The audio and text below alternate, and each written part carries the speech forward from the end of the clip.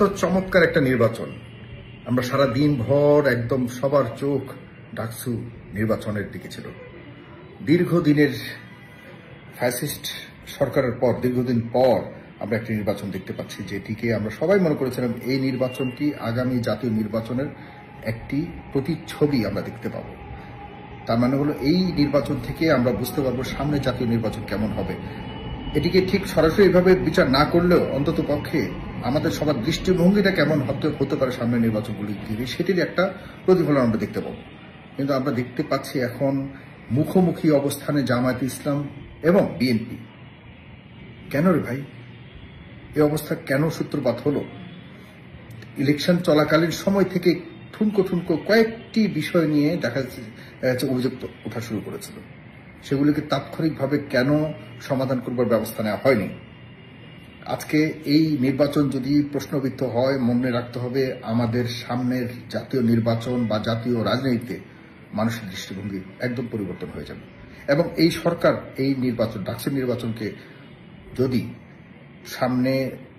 আমাদের সামনে দিয়ে যদি বলে যে আপনারাই বলুন এই পরিস্থিতিকে জাতীয় নির্বাচন হওয়া সম্ভব কিনা, 2 বছর পিছিয়ে যাবে। যারা নির্বাচন করছেন তাদেরকে বলে রাখছি, 2 বছর পেছানোর জন্য আজকের এই ডাকসু নির্বাচনটা একটা উদাহরণ হয়ে সামনে আসবে। প্রত্যেকটা কথায় সামনে কালকে থেকে দেখবেন যে প্রতিটা টক শোতে প্রতিটা যারা দেখা যাচ্ছে যে নির্বাচন চাচ্ছে না সময়মত হোক, তারা বলবে যে দেখুন ডাকসু নির্বাচন কি হয়েছে। এখানে বিশাল কোনো কিছু হয়নি। এখন বাজে প্রায় 8:30 বাংলাদেশ সময়, আরো প্রায় 4 ঘন্টা পর ফলাফল দেওয়ার কথা। কিন্তু এই মুহূর্তে যতটুকু শুনেছি ঢাকার নীলক্ষেত থেকে শুরু করে অন্যান্য জায়গাতে প্রধান দুই দল, বিশেষ করে জামায়াত ইসলাম এবং বিএনপির বড় বড় নেতারা এবং তাদের কর্মীরা কিন্তু সমবেত হচ্ছে। এই আমাদেরকে কি বার্তা দিচ্ছে এইসব থেকে? আমি যেটা মনে করি যে দুপুর থেকে যে প্রশ্নগুলি উঠেছে, যে অভিযোগগুলি উঠেছে, প্রত্যেকটা অভিযোগ নিষ্পত্তি হওয়ার আগ পর্যন্ত কোনোভাবেই ফলাফল প্রকাশ করা হবে না, হওয়া উচিত হবে না। তাহলে বড় ধরনের একটা বাধা, বড় ধরনের একটা বিভক্তি তৈরি হবে পুরো জাতির মধ্যে। সাদিক কায়েম এগিয়ে থাকুক আর আবিদ এগিয়ে থাকুক, কোনোভাবে এটিকে প্রকাশ করা উচিত হবে না। প্রয়োজনীয় নির্বাচন আবার হবে, ডাকসু নির্বাচন।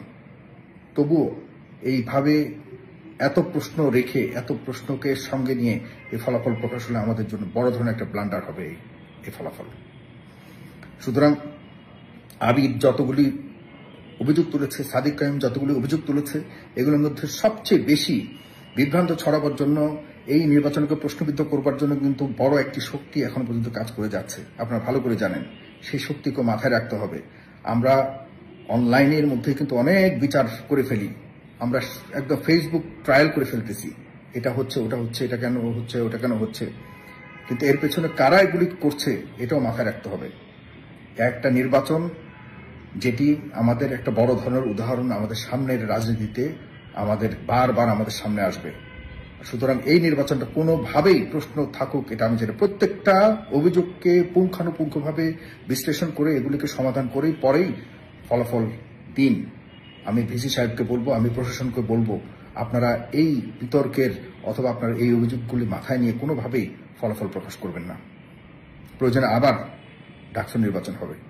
আমরা চাই এই সরকারের অধীনে যতক্ষণ না পর্যন্ত একটা ফ্রি ফেয়ার ইলেকশন সম্পাদিত না হবে, ততক্ষণ পর্যন্ত কোনোভাবেই চূড়ান্ত ফলাফল ঘোষণা করা যাবে না। সব পক্ষকে একসাথে বসে সামনাসামনি বসিয়ে সবগুলি অভিযোগকে বিশ্লেষণ করে এরপরে গিয়েই সব পক্ষ যখন সন্তুষ্ট হবে সবকিছুর বিষয়, তখনই গিয়ে ফলাফল ঘোষণা করতে হবে।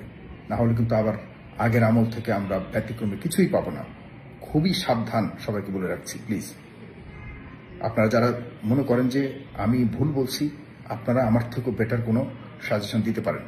তবে আমরা চাই না কোনো তৃতীয় পক্ষ এই ধরনের প্রশ্নবিদ্ধ নির্বাচনকে পুঁজি করে আমাদের জাতীয় নির্বাচনকে প্রশ্নবিদ্ধ অথবা জাতীয় নির্বাচনকে নিয়ে অন্যরকম কোনো খেলা খেলুক, এটা আমরা চাই না।